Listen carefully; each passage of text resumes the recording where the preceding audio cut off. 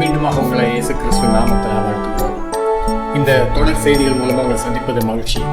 சிலுவையில் இயேசு கிறிஸ்து கடைசியாக பேசின அந்த 7 வார்த்தைகளை 7 தொகுப்பாக வெளியிட வேண்டும் என்று வாஞ்சித்து இந்த செய்தியை பேசிக் கொண்டிருக்கிறோம். இந்த செய்தி மூலமாக கர்த்தர் ஆசீர்வதிப்பாராக. இயேசு கிறிஸ்து சிலுவையில் பேசின 6வது வார்த்தை யோவான் சுவிசேஷம் 19வது அதிகாரம் 30வது வசனத்தை வாசிப்போம். யோவான் சுவிசேஷம் 19வது அதிகாரத்தின் 30வது வசனத்தில் அவர் பேசின 6வது வார்த்தை, இயேசு காடியை வாங்கின பின்பு முடிந்தது என்று சொல்லி வாசிக்கிறோம். இயேசு கிறிஸ்து காடியை வாங்கினதுக்கு அப்புறம் முடிந்தது சொல்றாரு. இதுக்கு இடையில நடந்த ஒரு காரியம் பாருங்க. தாகமா இருக்கிறேன்னாரு. இப்போ இவங்க என்ன செய்றாங்கன்னா காடியை கொடுக்குறாங்க. அதை வாங்கின பின்பு முடிந்தது. இந்த முடிந்ததுன்ற வார்த்தை ரொம்ப முக்கியம். It is finished. என்ன முடிந்தது? எல்லாம் முடிஞ்சிருச்சா? ஐயோ என் வாழ்க்கை முடிஞ்சிருச்சே, என் ஓட்டம் முடிஞ்சிருச்சு, அந்த முடிந்ததல்ல. இது உண்மையிலே சொல்ல போன வெற்றியின் முழக்கம், வெற்றியின் வார்த்தை இது. அதாவது இன்னும் நம்ம இந்த வசனத்தை புரிந்து கொள்ளணும்னா அதுக்கு கொஞ்சம் முந்தின அதிகாரத்தில் 17வது அதிகாரமாக யோவான் சுவிசேஷம் 17வது அதிகாரத்தில் 4வது வசனம் ரொம்ப முக்கியமான வசனம். பூமியிலே நான் உம்மை மகிமைப்படுத்தினேன், நான் செய்யும்படி நீர் எனக்கு நியமித்த கிரியையை செய்து முடித்தேன். பூமியிலே நான் உம்மை மகிமைப்படுத்தினேன், நீர் எனக்கு செய்யும்படிக்கு நியமித்த கிரியைகள், அதாவது ஆண்டவர் முன்குறித்த கிரியைகள். பிதாவாகி தேவன் என்னெல்லாம் திட்டம் வைத்திருக்கோ அவைகளை நிறைவேற்றி முடித்தேன். இதுதான் விசேஷமான ஜெபம். இந்த முடிந்ததுன்றது கரெக்டான வார்த்தை சொல்லணும்னா அது வெற்றியின் வார்த்தை. செய்து முடித்தேன். பிதாவே நீர் என்னை எதற்காக அனுப்பினீரோ, நீர் அனுப்பின காரியத்தை நான் செய்து முடித்திருக்கிறேன். பூமியில நான் செய்யும்படிக்கு நீ நியமித்திருக்க கிரிகளை செய்து பட்டு அதை வாசிங்கன்னா அதான் பூமியிலே நான் உம்மை மகிமைப்படுத்தினேன். இன்னைக்கு சும்மா நம்ம வெறும் பாட்டில் பாடிட்டு இருக்கிறோம், உண்மை மகிமைப்படுத்துகிறோம் ஆண்டவரே, உண்மையே மகிமைப்படுத்துகிறோம் ஆண்டவரே, உண்மைத்தானே மகிமைப்படுத்துகிறோம்லாம் அழுத்தி பாடுறான். ஆனா உண்மையிலே ஆண்டவர் எப்படி மகிமைப்படுத்த முடியும்னா அவர் நமக்கு நியமித்திருக்கிற கிரிகளை செய்து முடிக்கிறது தான் ஆண்டவர் மகிமைப்படுத்த முடியும். இன்னைக்கு நம்முடைய எல்லாம் வாய் ஜாலங்கள் ஜாஸ்தி ஆயிடுச்சு. உண்மை ஆராதிக்கிறேன்னு எப்படி இப்படி கையை உயர்த்தி இப்படி நின்று ஆராதிக்கிறோமா? இதுக்குதான் நம்மளை தெரிந்தெடுத்தாரா? இப்படி ஆராதிக்கிறேன்னு சொல்றதுக்கு ஆராதனை செய்து காட்டுங்க. உங்க வாழ்க்கை முறையை மாற்றுங்க. ஆண்டவருக்கு பிரியமான வாழ்க்கை வாழ்ந்து காட்டுங்க. சிலுவை எடுத்து ஆண்டவரை பின்பற்றி காட்டுங்க. சிலுவை எடுத்து சுவிசேஷத்தை நீங்க பிரசங்கித்து காட்டுங்க. சத்தியத்தை சொல்லி அநேக ஆத்மங்களை ஆண்டவரத்தை கொண்டு வாங்க. பரலோக திட்டத்துக்கு நீங்க உங்களை ஒப்பு கொடுத்து அந்த ஆராதனை ஆண்டு எதிர்பார்க்கிறார். எகிப்தில் தான் ஜனங்களை வெளியே கொண்டு வர்றதுக்கு முன்னாடி சொல்றாரு, எனக்கு ஆராதனை செய்யும்படி உங்களை அனுப்பிவிடு. எதுக்கு? மனாந்தரத்துல இப்படியே பாட்டு பாடிட்டு இருக்கிறக்கா, இல்ல இப்படி கையை தட்டிட்டு குதிக்கிறதுக்கா, டான்ஸ் ஆடுறதுக்கா? இல்லையா, அவங்களை வெளியே கொண்டு வந்து எதுக்காக ஆராதனை? அவங்க ஆராதனை எப்படி தெரியுமா? அவங்க அந்த எகிப்தில இருந்து பலுகி பெருக வச்சு அவங்கள ஒரு தேசமா நிலைநிறுத்தி அந்த தேசத்துல மேசியா பிறக்க வேண்டும். அந்த தேவனுடைய பிளான், திட்டம். அதற்காகத்தான் சொல்ல எனக்கு ஆராதனை செய்யும்படிக்கு அவங்களை அனுப்பிவிடும். அவங்க வெளியே வரணும், அவங்க எல்லா காரியத்தோட வெளியே வர வேண்டும் சொல்றாரு. நல்லா கவனிங்க. இன்னைக்கு நமக்கு ஆராதனை மகிமைப்படுத்துறதுலாம் பாட்டுல இருக்கு. உண்மையிலே நீங்க தேவனை மகிமைப்படுத்தணும்னா ஆண்டவரே மகிமைப்படுத்தினே நீங்க பாடிக்கிட்டு இருக்கிறனால அவர் மகிமைப்பட போறதில்லை. ஆண்டவருடைய கிரியைகளை செய்து முடிங்க. ஆண்டவர் எனக்கு வைத்திருக்கிற கிரியைகளை செய்து முடிங்க. ரோமர் எழுதின நிருபத்தில் 8வது அதிகாரத்தை வாசிப்போமானால், ரோமர் 8வது அதிகாரத்தில் 29-30 வசனத்தில் வாசிப்போமானால், தம்முடைய குமாரன் அநேக சகோதரருக்குள்ளே முதற் பேரானவராய் இருக்கும் பொருட்டு தேவன் எவர்களை முன்னறிந்தாரோ அவர்களை தம்முடைய குமாரனுடைய சாயலுக்கு ஒப்பா இருப்பதற்கு முன்குறித்திருக்கிறார். நல்லா கவனிச்சுக்கோங்க. இதெல்லாம் நமக்கு கொடுத்திருக்கிற ஒரு தனிப்பட்ட ஒரு உறவு ஆண்டவரோட. எவர்களை முன்னறிந்தாரோ அவர்களை தம்முடைய குமாரனுடைய சாயலுக்கு ஒப்பா இருப்பதற்கு முன்குறித்திருக்கிறார்.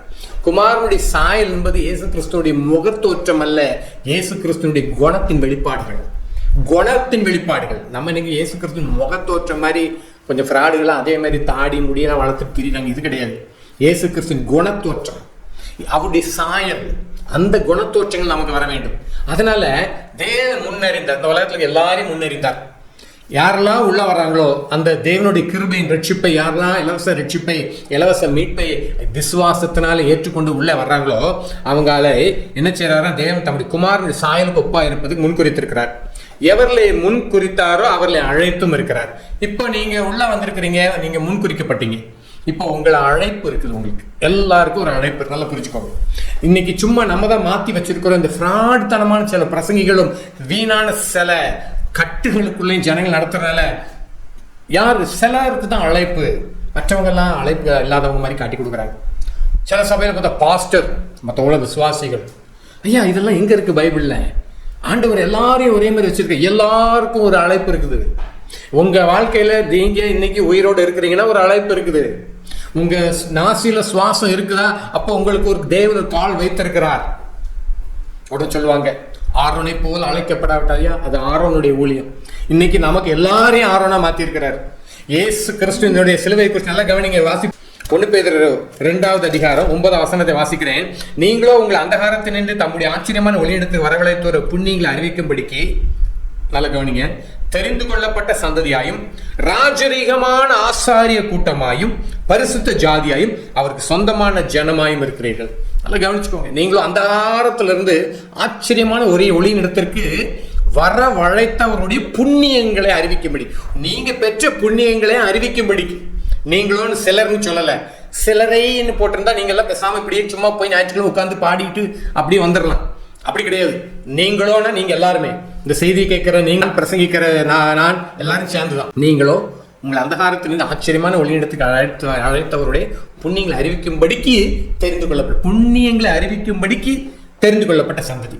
ஐயா, முதல்ல நமக்கு ஒரு கால் இதுதான், புண்ணியங்களை அறிவிக்கும்படி தெரிந்து கொள்ளப்பட்ட சந்ததின்ற மறந்துறாங்க. ஃபர்ஸ்ட் சரி, புண்ணியங்களை அறிவிக்கும்படி தெரிந்து கொள்ளப்பட்ட சந்ததி. அடுத்து ராஜரீகமான ஆசாரிய கூட சொன்னேன், அவரை போல் அழைக்கப்பட. ஐயா, இங்க ராஜரீகமான ஆசாரிய கூட உங்களை பார்த்து சொல்லி இருக்கிறாரு. நீங்க ராஜரீகமான ஆசாரியர்கள். அதனால இந்த வசனத்தை கை வைத்துக்கோங்க. இன்னொரு வசனத்தை வாசிப்போம். வெளிப்படுத்தல் 5வது அதிகாரத்துல 9வது வசனத்தை வாசிப்போம்னா, வெளிப்படுத்தல் 5வது அதிகாரம் 9வது வசனத்துல, தேவரீர் புஸ்தகத்தை வாங்கும் அது முத்திரையில் உடைக்கும் பாத்திரரா இருக்கிறீர். ஏனெனில் நீர் அடிக்கப்பட்டு சகல கோத்திரங்களிலும் பாஷைக்காரர்களிலும் ஜனங்களிலும் ஜாதிகளிலும் இருந்து எங்களை தேவனுக்கென்று உம்முடைய இரத்தத்தினாலே மீட்டு கொண்டு எங்கள் தேவனுக்கு முன்பாக எங்களை ராஜாக்களும் ஆசாரியர்களும் ஆக்கினீர். நாங்கள் பூமியில் அரசாள்வோம் என்று புதிய பாட்டை பாடினார். எங்கள் தேவனும் எங்கள் ராஜாக்களும் ஆசாரியர்களும் ஆக்கினீர். இப்போ அந்த அழைப்பு உங்களுக்கு புரியுதா? ஆரோனை போல எல்லாரையும் அழைச்சிருக்கிறார். உங்களுக்கு சுவாசம் இருக்கு, நீங்க ரட்சிக்கப்பட்டீங்களா, அதுக்கப்புறமா உங்களுக்கு சுவாசம் இருக்குதா, அப்போ உங்களுக்கு ஒரு அழைப்பு இருக்குது. இல்ல பரலோகத்துக்கு நம்மளை கூட்டிட்டு போறது மட்டும்தான் ஆண்டோடைய நோக்கமா இருந்துச்சுன்னா, நீங்க ரட்சிக்கப்பட்ட அந்த நேரமே உங்களை கூட்டிட்டு போயிருக்கலாம்.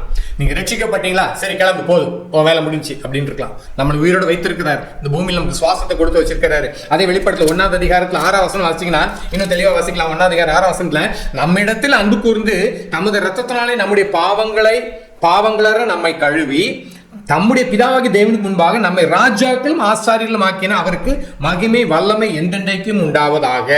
நம்மை ஆசாரியர்களா மாற்றிருக்கிறார், ஆசாரியர்கள் மாற்றி. அதனால தான் நல்ல கவனிங்க, அவருடைய புண்ணியங்களை அறிவிக்கும்படிக்கு தெரிந்து கொள்ளப்பட்ட பரிசுத்த சந்ததியா இருக்கிறோம். ராஜரீக ஆசாரிய கூட்டமாயோ சொந்தமான ஜனமா இருக்கிறீங்க.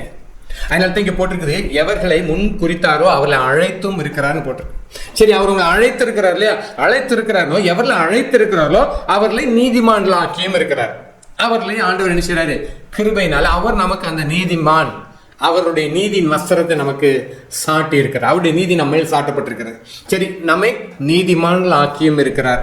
அதோட இல்ல, எவர்களை நீதிமான்கள் ஆக்கினாரோ அவர்களை மகிமைப்படுத்தியும் இருக்கிறார். இதான் நம்முடைய கால். உங்களை மகிமைப்படுத்துகிறார், நீங்க தேவனை மகிமைப்படுத்தும்படி உங்களை மகிமைப்படுத்தியும் இருக்கிறார். இதுதான் உண்மையான ஒரு அழகான ஒரு அர்ப்பணிப்பான ஒரு வசனம்.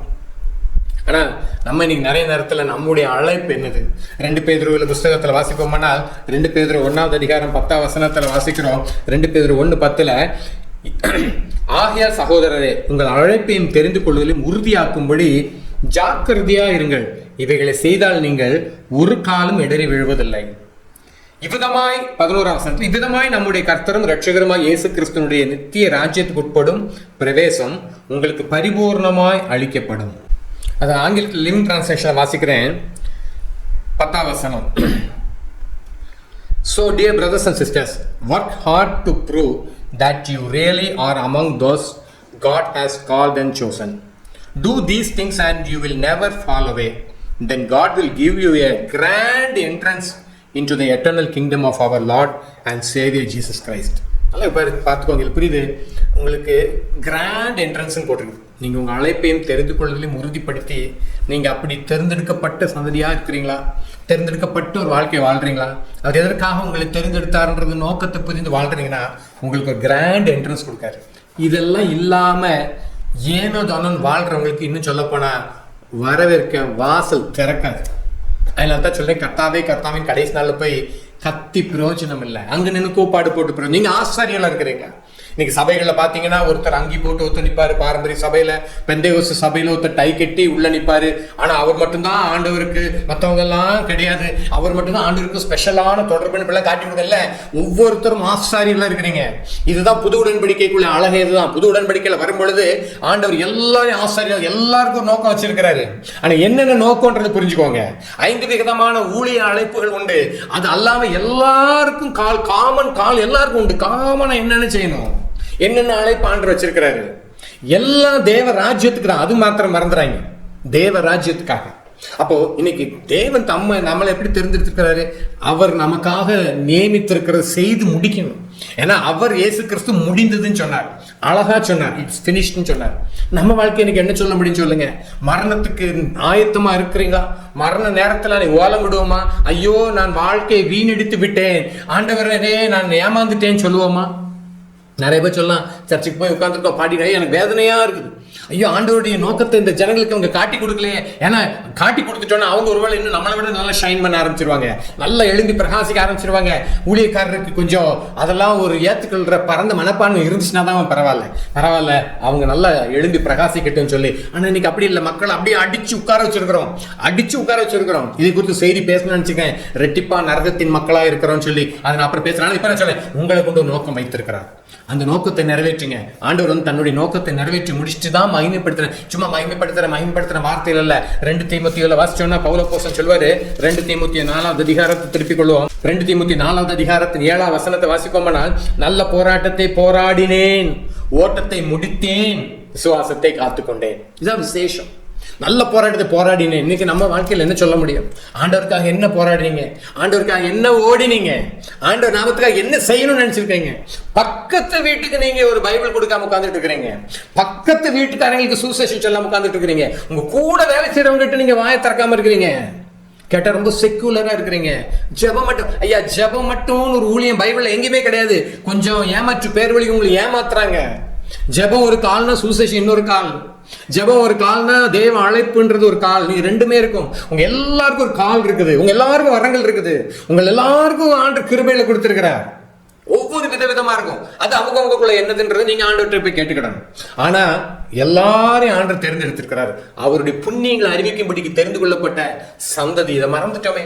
இன்னைக்கு சும்மா நம்ம பேர் ஞாயிற்றுக்கிழமை போய் நல்லா உட்காந்து பாட்டு பாடி கை தட்டிட்டு வந்துட்டா பரலோகம் போயிடலாம். யார் உங்ககிட்ட சொன்னது? ஏமாந்துறாங்க. தயவு செஞ்சு ஏமாற்றப்பட்டு விடாதீர்கள் தேவ பிள்ளைகளை. ஆண்டவர் இயேசு கிறிஸ்து முடிந்ததுன்னு சொல்லி அழகா வெற்றி முழக்கம் விட்டார். இன்னைக்கு நமக்கும் சொல்றதுக்கு ஒரு கொஞ்சமாவது தைரியம். தேவன் எனக்கு நியமித்திருக்கிற சித்தத்தை செய்து முடித்திருக்கேன். கொலோசியர்ல வாசிக்கிற அவர் அறிகிற அறிவினால் நீங்க நிரப்பப்படணுன்றார். தேவனுடைய சித்தத்தை அறிகிற அறிவினால் நிரப்பப்படணும்னு அவர் ஜெபம் பண்றாரு. ஏன்னா அந்த தேவ சித்தம் செய்து முடித்தது தான் அவரை மகிமைப்படுத்த முடியும். ஆண்டவரே முடிந்தது. வெற்றி முழக்கம். நீங்கள் ஒரு வெற்றியாளராக இருக்கணும். ஆனா அதான் பவுல் அப்போஸ்தலன் நல்ல போராட்டத்தை போராடினேன், ஓட்டத்தை முடித்தேன், விசுவாசத்தை காத்துக்கொண்டேன். என்ன அழகான வார்த்தை தெரியுமா? இது நம்ம எல்லாரும் சொல்லணும் தான் பைபிள் போட்டிருக்கு. சிலர் இல்லை, ஒரு சிலர் மட்டும்தான் ஆண்டுக்கு ஸ்பெஷல்லாம் கிடையாது. ரட்சிக்கப்பட்ட எல்லாரும் ஆண்டுக்கு ஸ்பெஷல் தான். ரட்சிக்கப்பட்ட எல்லாரும் ஆண்டுக்காக ஓடுறவங்க தான். இன்னும் தங்களுடைய சுயத்தை வெறுத்து முழுமையா கர்த்தரை பின்பற்றுகிறவர் மேல் இன்னும் கர்த்தர் பிரியமா இருக்கிறார். இன்னும் கர்த்தர் அவரை தன்னை எப்படி வெளிப்படுத்தினாலும் உயிர் தெழுந்ததுக்கு அப்புறமாக அவரோடு புசித்து குடித்து அவரோடு நல்ல ஃபெல்லோஷிப்ல இருந்தவங்க தான் தம்மை வெளிப்படுத்தி காண்பித்தார். வெளியே போய் அங்க போய் பிலாத்து கிட்டையும் ஏரோதுட்டி போய் இந்த பார் நான் உயிர் தெழுந்துட்டேன்லாம் அவர் அங்க காட்டி கொடுக்கவே இல்லை. அவரோடு கூட இருந்தவங்களுக்கு தான் வெளிப்படுத்தினார். இன்னைக்கு உங்களுக்கு அவர் தம்மை வெளிப்படுத்துவார், தம்முடைய மகிமையை வெளிப்படுத்துவார். ஆனா இன்னைக்கு நீங்க ஆண்டவருக்காக என்ன செய்ய ரெடியா இருக்கிறீங்க? ஆண்டவருக்காக எதை இழக்க ரெடியா இருக்கிறீங்க? ஆண்டவர் இன்னைக்கே உங்களுக்கு சில நேரத்துல ஒவ்வொரு அழைப்புக்கு வெளிப்படுத்தினார்னா கீழ்ப்படிய ரெடியா இருக்கிறீங்களா? எங்க இருக்கிறீங்களோ நீங்க டாக்டரோ இன்ஜினியரோ கலெக்டரோ என்ன வேணாலும் இருந்துக்கோங்க. ஆண்டோடைய நோக்கத்தை நிறைவேற்றுகிறவங்கள மாத்திரம் இருங்க. தேவனுடைய அழைப்பு என்னன்றதை புரிஞ்சுக்கோங்க. அந்த அழைப்பை நீங்க வேலை செய்யற இடத்துல, பணி செய்யற இடத்துல, படிக்கிற இடத்துல உட்கார்ந்து எல்லா இடத்துல நீங்க நிறைவேற்றி ஆக வேண்டும். கர்த்தர் எதிர்பார்க்கிறார். இதெல்லாம் செய்து தான் நீங்க முடித்தேன், இட் இஸ் ஃபினிஷ், எல்லாம் முடிந்ததுன்னு ஆண்டவரே சொல்றார். அந்த வெற்றியின் வார்த்தை உங்களுக்கும் எனக்கும் உண்டாவதாக. கர்த்தர் ஆசீர்வதிப்பார்.